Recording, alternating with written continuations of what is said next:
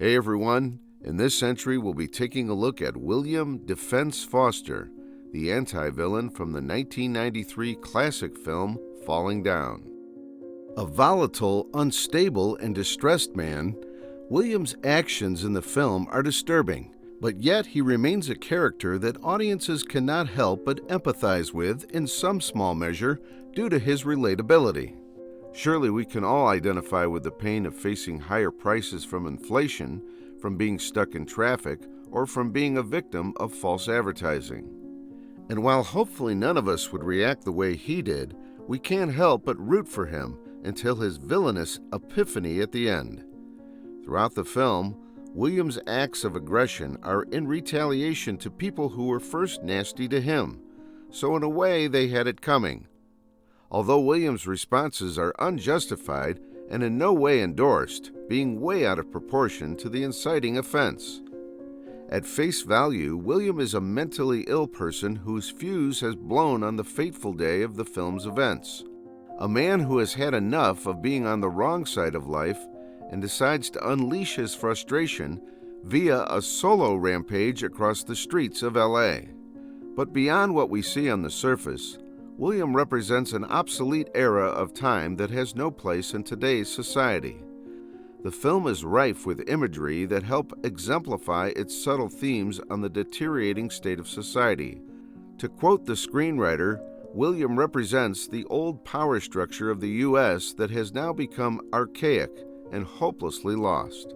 Perhaps this is somewhat alluded to in the moment of William's scuffle with the Korean store owner, where they inadvertently knock down a bunch of flags that fall onto the floor. Specifically, William represents the bygone era of the 1950s and 60s.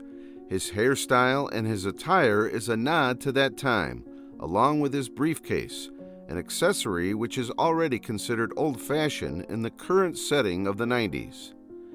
At the scene in the mini-mart where William gripes about the rising costs from inflation, he specifically drops a line about rolling back prices to 1965. Later on in the film, William's mother mentions that he's keeping the country safe from communists, which is again another reference to the past era that William embodies. So essentially, William is a man out of time, one who feels trapped in contemporary society. This feeling of being trapped is exemplified by two visual references in the film. At the start, there is a fly trapped in William's car that lands on him momentarily. Later, in the basement of the Army surplus store, in a noticeable shot, William stares at a fly that has been trapped inside a fly trapper. In one of the immediate scenes, we get this shot of William speaking over the phone, with what looks to be an overlay of a net over him. And further down in the film, in a quick moment that's easy to miss, there is the sound of a fly when Detective Prendergast pays a visit to William's home. So effectively, the fly is a visual cue of William's feeling of being trapped, not only in those specific situations of his car, the army store, or at home, but in the overall scope of society as well. A recurring theme in the film is William's mention of going home. This statement appears straightforward, but it certainly has a deeper meaning. William's residential address is with his mother, yet his mission is to arrive at his ex-wife's house for his daughter's birthday party. For all purposes, the phrase "going home" likely represents William's desire to return to simpler times like those in the 60s. To quote Prendergast at the end, everybody has their own idea of what paradise is. For William, it's a time when he is still useful to a society that hasn't been battered by inflation and plagued by the presence of gangs and immigrants. This trait of William is another reason that makes him relatable. Perhaps there are many of us who, just like William, see the past with nostalgia and long for the good old days. Beyond that, there is also the feeling of being left behind in society. William is a man who has become obsolete in terms of his employment, and this has no doubt been a huge blow to his mental health. It's obvious that William is a man who gathers much self-esteem from his work, which we see at the end when he tells Prendergast that he helped to protect America. But of course, the greatest display of this self-esteem is seen by his car plate inscription, which signifies him identifying as a defender. The loss of this identity was a major stepping stone to William's eventual meltdown. If he already felt out of place in society before, this was the final nail in the coffin. Coincidentally, it also leads to William's one moment of compassion in the film, the one involving the man arrested during his protest about not being economically viable. William's dissatisfaction with the current state of society correlates to one of his key traits, his anger and his volatile nature. Up to this point, his anger has been slowly simmering, but it's only at the film's events that they reach boiling point. Coincidentally, it happens on a day with sweltering hot weather. But this anger that has been gradually simmering is perhaps referenced to by the hole in William's shoe. Such a hole does not appear overnight, but is the result of wear and tear over a long period of time. Before William attempts to cover the hole with newspaper, it's noteworthy that he first looks at the streets of LA through it. So in a sense, William's view of the world is filtered through the lens of his anger. Later on in the film, this distorted view of society is hammered home visually by the visible crack on his spectacles.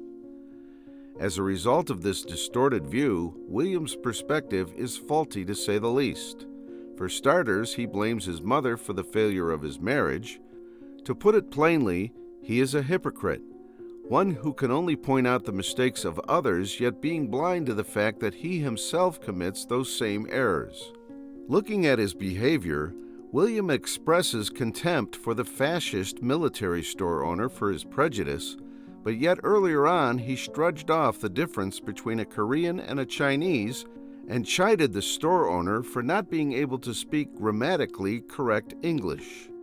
He also stands up for his rights as a consumer and defends his choice to disagree out of freedom of speech, but yet he doesn't extend that same courtesy to others, whether it's trashing the mini-mart for its higher prices or demanding to be made an exception just so that he can have some breakfast.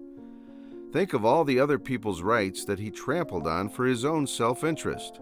As a consumer, he does have rights, but so do the business owners who also have the right to refuse service to anyone they deem unfit. But William's anger with society and feeling out of place wouldn't fully account for his unstable behavior. After all, many of us have gripes with the current state of the world, but none of us would take a fast food restaurant hostage for not serving us breakfast past 11:30. As hinted in the latter portion of the film, William's one-man rampage is caused by certain disorders in his personality, most likely arising from his childhood. Not much is known about his upbringing, but from what is revealed, we can infer three things. 1. William does not remember his childhood fondly. 2. This unpleasant childhood was caused by his father's upbringing. And 3. This upbringing was cultivated in a strict and harsh environment. It's suggestible that William does not remember his childhood fondly, as seen by the empty walls on his home, which could appear to formerly hold pictures of him with his parents. If they were indeed family pictures, it's more likely that it was William who took them down instead of his mother. This is because William's mother till date has a dedicated shrine for her husband's military exploits, so we can conclude that she has no qualms about having a remembrance of her husband. Given the fact that William's mother has a docile personality and is now living in fear of her son, it's likely that his father, William Foster Sr., was the one responsible for the unpleasant childhood memories that D-FENS Foster does not wish to reminisce about. At first glance, it might seem that D-FENS Foster was the one who conferred the Purple Heart, but upon closer inspection, we find that it cannot be the case. The award was conferred in 1952, and given that D-FENS Foster is in his late 30s in the film's current setting of the 90s, he would have been just a baby at the time. Therefore, the name on the certificate is William Foster Sr., his father. Again, we can only speculate as to the relationship that Sr. and Jr. Foster had, but however it was a negative one that contributed greatly to William's current mental state. This mental state is expressed in several ways, not the least of which is what appears to be some level of compulsive disorder in the form of cleanliness. We see this in the pristine condition of his room when Prendergast visits the Fosters' house and remarks on how unbelievably clean the room is. Also, William's mother is afraid to enter his room, and as anyone who lives with OCD will tell you, a person suffering from that disorder will be naturally very territorial over their space. William's room also provides some insight beyond his compulsive disorder. There is an apparent lack of personal expression in his room, despite him living there for an extended period of time. In its current state, the room could even pass off as unoccupied. So even at his own home, William does not feel secure enough to be truly himself, or even worse, he has no means of expressing himself and instead keeps it all bottled in. Beyond the painting of a Navy ship, the only ornaments we can see in the room are 3 military brushes neatly arranged on top of his cabinet. This is odd, given that D-FENS was not in the military. His lack of proficiency with weapons and his lack of trigger discipline supports that notion. Perhaps those brushes could be a reference as to how William's father gave him a strict military-like upbringing which contributed to his state. Maybe William's father, who was a very accomplished military man, wanted to reproduce his own traits in his son, hence naming him with the same name as himself and giving him a very regimented and disciplined childhood. If that were so, then it's likely that William's father was overly harsh on him in his youth, leading to his stunted emotional development and the hostility that William bears towards his childhood home. A father and son relationship should never just resemble that of a soldier and commander. And although William didn't join the military, he eventually found a way to play a part in the defense of the nation by working at NOTEC, a choice that may have been influenced by his father. Beyond the OCD and the lack of expression, we see that William's upbringing also has its effects on his social relationships, namely his ability to empathize.